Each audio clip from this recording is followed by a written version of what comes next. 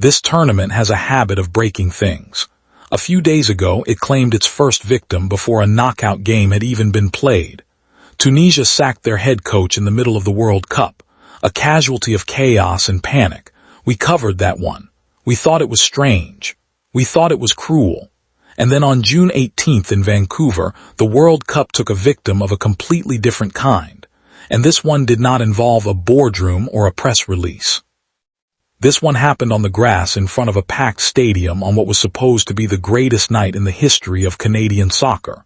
His name is Ismail Kona, and to understand why an entire country went silent in the middle of a 6-0 win, you have to understand exactly what happened to him. So, let's set the scene because the context makes it so much worse. This was Canada's night. 40 years after they first appeared at a World Cup, they were thrashing Qatar in Vancouver on home soil in front of an absolutely deafening crowd on their way to their first ever World Cup victory. They were 3-0 up. Jonathan David was on his way to a hat-trick. The first hat-trick by a host nation player at a World Cup since Jeff Hurst in 1966. Qatar had already had a man sent off. Everything was perfect. And then 8 minutes into the second half, in the 51st minute, all stopped. Canada were charging forward. Khan got the ball, and as he tried to play, Qatar's Aim Medbo came in late and hard from behind. What followed was the sound nobody in a stadium ever wants to hear. Players nearby said you could hear the bone snap. Canada's manager, Jesse Marsh, was only a few feet away, and he said it plainly afterward.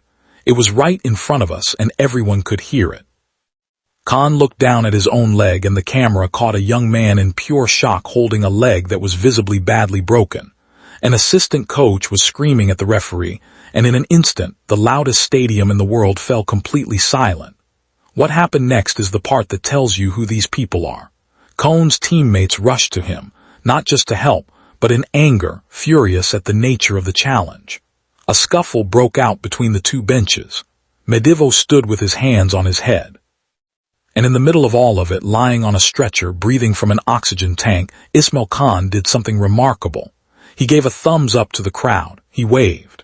As Marsh put it, he was making everybody else feel at ease with the fact that he was the one who was injured. It was, the manager said, an incredible statement about Khan as a person. He hugged his coach. He waved to his country, and he let them know it was okay to keep going.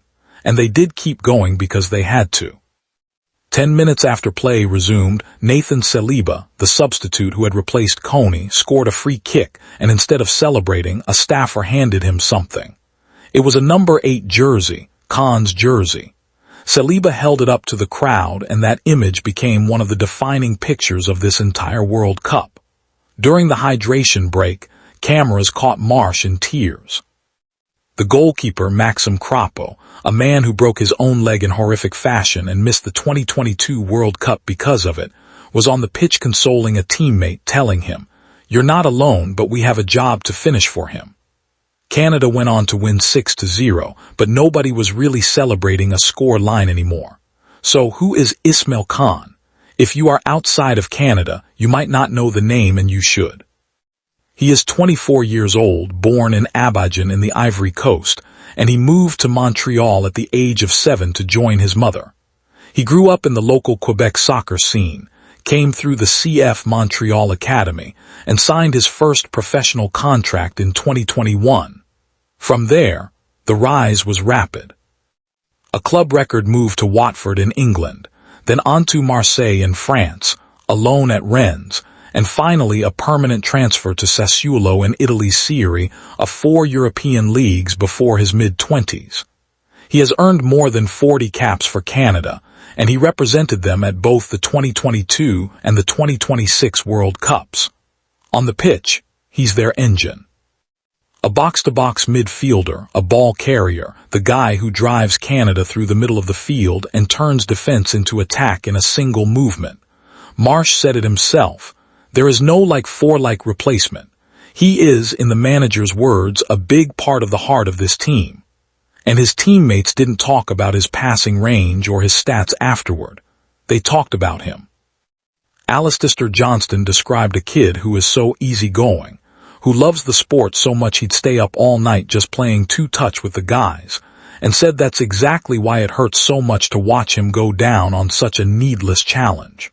Jonathan David, the man who scored the historic hat-trick, couldn't even enjoy it. He means everything to this team, David said. Someone we love a lot. Moise Bambito, who himself only just returned from a broken leg, said simply, "We just have to make him proud." There was at least a small grace in the aftermath. Medivo walked into the Canadian dressing room before they left for the hospital to apologize, and both managers agreed it was an accident that nobody meant for it to happen. Marsh said he did not fault Medivo for the injury itself. What he could not understand was the protest from the Qatar bench, arguing it should not even have been a red card for a foul that broke a man's leg. Tension stayed high right through the final whistle with an icy exchange between the two coaches, but Marsh was not interested in dwelling on it.